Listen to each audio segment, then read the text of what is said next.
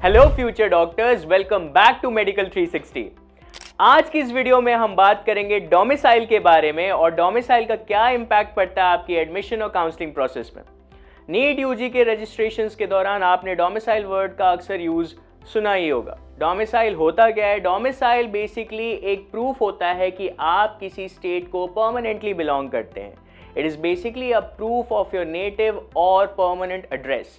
अब डोमिसाइल का क्या यूज़ होगा आपके एडमिशन और काउंसलिंग में, उसके बारे में डिस्कस कर लेते हैं। सपोज करिए अगर आप किसी पर्टिकुलर स्टेट को बिलोंग करते हैं तो आपके पास उस पर्टिकुलर स्टेट की डोमिसाइल है। इसका मतलब ये है कि आप ऑल इंडिया के 15% गवर्नमेंट सीट्स के लिए तो काउंसलिंग के लिए एलिजिबल हैं ही, साथ ही साथ आप उस पर्टिकुलर स्टेट के 85% गवर्नमेंट सीट्स के लिए भी एलिजिबल हो जाते हैं और उनमें भी एडमिशन्स के लिए एनरोल कर सकते हैं।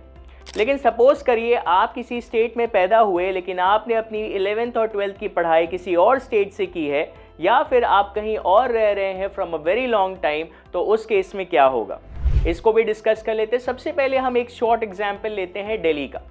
मान लीजिए कोई बंदा है जो यूपी में पैदा हुआ और उसने अपनी एजुकेशन दिल्ली से की है, उसने अपनी क्लास 11th एंड 12th की पढ़ाई दिल्ली से की है, तो वो यूपी के साथ साथ दिल्ली के भी स्टेट काउंसलिंग के लिए एलिजिबल हो जाता है। वो यूपी और दिल्ली दोनों के ही गवर्नमेंट सीट्स के लिए एलिजिबल हो जाएगा। लेकिन मान लीजिए उसी बंदे ने यूपी में पैदा होने के बाद बिहार से अपनी 11th एंड 12th या फिर किसी और स्टेट जैसे राजस्थान, पंजाब एक्सेट्रा से अपनी 11th एंड 12th कंप्लीट की होती, तो उस केस में वो राजस्थान, पंजाब या बिहार के स्टेट काउंसलिंग के लिए एलिजिबल ना हो करके सिर्फ और सिर्फ यूपी के स्टेट गवर्नमेंट सीट्स के लिए ही एलिजिबल होगा।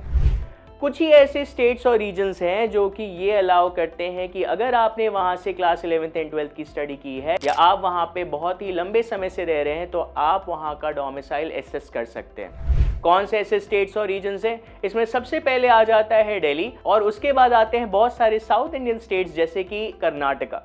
लेकिन साउथ इंडियन स्टेट्स के स्टेट काउंसलिंग में एलिजिबल होने के लिए आपको एक रेसिडेंशियल प्रूफ देना पड़ेगा जो ये प्रूफ करता है कि आप उस पर्टिकुलर साउथ इंडियन स्टेट में लंबे समय से रह रहे हैं।